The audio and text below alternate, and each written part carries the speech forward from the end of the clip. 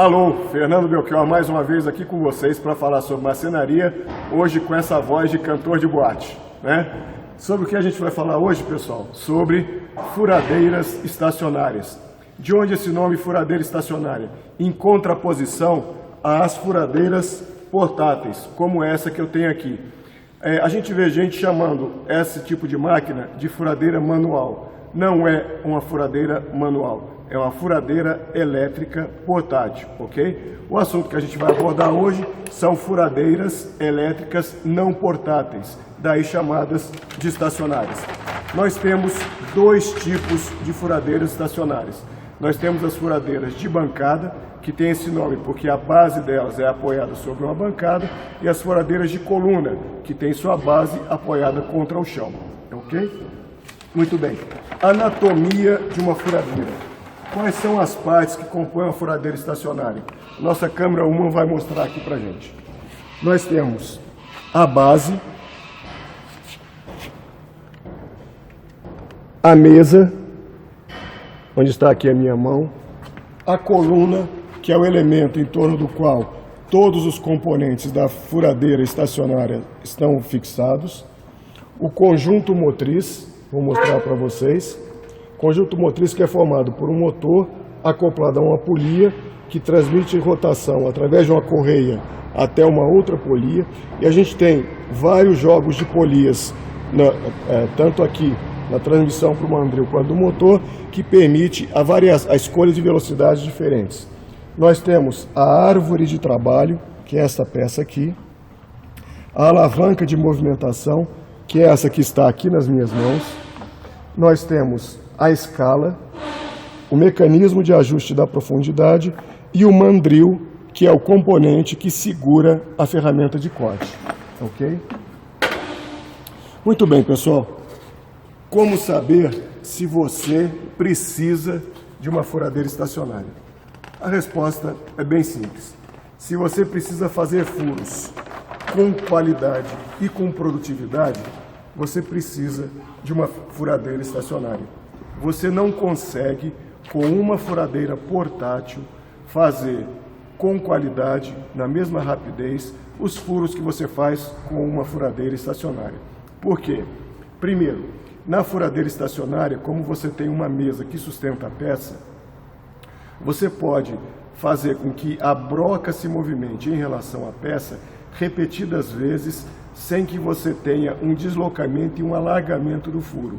Quando a gente está fazendo um furo usando uma furadeira portátil, você acaba oscilando de alguma forma a furadeira e fazendo com que o furo seja alargado, especialmente na parte do furo mais próxima da superfície da peça. Tá? Então, um primeiro motivo fortíssimo para você ter uma furadeira estacionária é esse. Você não tem alargamento do furo. Segundo, você tem um controle de posição da furação que você não consegue fazer com a furadeira portátil. Por quê? Você tem a mesa, você trava a peça na mesa e a posição relativa da peça em relação ao eixo do furo é imutável, ele não muda. Então você garante precisão na sua furação. Tá? Terceiro ponto, controle de profundidade. Você tem um controle de profundidade dos furos que você não consegue reproduzir numa furadeira portátil. Tá? Você só consegue um bom controle de posição de furo numa furadeira estacionária. Quarto motivo fortíssimo. Você tem, numa furadeira estacionária, uma coincidência entre o eixo da furação e o eixo de escariamento, se você tiver que escariar o furo, certo? Ou seja, se você vai usar um parafuso escariado, aquele que tem a cabeça em V, e você precisa escariar o furo, você fez o furo, você tira a broca, coloca o escariador, você tem a mesma linha de centro. Então você faz um escariamento perfeito, muito bem feito, correto. Por fim, juntando todas essas características, você tem uma repetibilidade ou uma repetibilidade de furação que você não consegue de forma alguma com uma furadeira portátil. Além disso, a gente vai ver em vídeos posteriores, você consegue fazer outras tarefas com a furadeira de bancada. Ela é uma máquina versátil. Você consegue fazer rasgos para fazer encaixes, você consegue lixar peças, você consegue fazer desbastes usando diferentes ferramentas acopladas ao mandril. Muito bem. Como é que você escolhe uma furadeira de bancada? Que fatores você tem que levar em conta para escolher a furadeira de bancada? Primeiro, potência. Quanto mais duros os materiais que você for furar, quanto maiores os furos que você for fazer, maior a potência de motor que você vai precisar na sua furadeira. Se você, por outro lado, vai fazer furação em materiais mais moles, furos menores, você pode comprar uma máquina com menos potência de motor, né? Segundo fator, diâmetro. O que é o diâmetro? O diâmetro, também chamado de garganta, é a distância que vai entre o eixo do mandril, o eixo central do mandril e a coluna. Quanto maior essa distância, mais afastados das bordas são os furos que você consegue fazer, certo? Então, outra característica importante é verificar o diâmetro ou garganta da furadeira estacionária. Terceiro fator, robustez. Não adianta você comprar uma máquina que não seja robusta, não seja feita de bons materiais, com peças parrudas, bem dimensionadas e bem usinadas, que não fiquem jogando. Senão, o principal motivo de você comprar a sua furadeira estacionária está perdido, que é a precisão que ela consegue dar. Tá? Outro fator a considerar quando você vai comprar uma furadeira estacionária, o mandril, certo? Porque você tem diferentes diâmetros de mandril, ou seja, da ferramenta que você consegue prender no mandril, assim como diferentes qualidades de mandril. Existem mandris que são mais precisos e, portanto, eles dão uma pega melhor, mais centrada para a ferramenta do que mandris de baixa qualidade. Um último fator a ser considerado, os acessórios que vêm junto com a sua furadeira estacionária. Dois acessórios que eu considero muito importantes.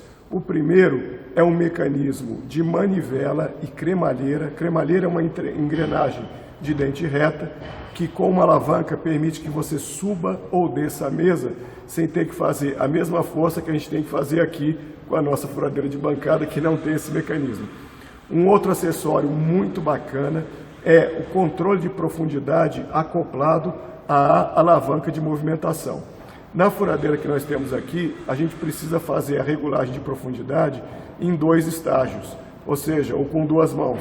Você precisa segurar o mandril numa posição e com outra ficar ajustando as porcas do mecanismo de ajuste. Existem furadeiras que têm esse mesmo mecanismo acoplado ao eixo da alavanca de movimentação. E aí permite a você ajustar a altura com uma mão só. Isso traz uma facilidade muito grande. Você comprou a sua furadeira de bancada, né? Empenhou um dinheiro para melhorar a sua furação. O que você vai fazer?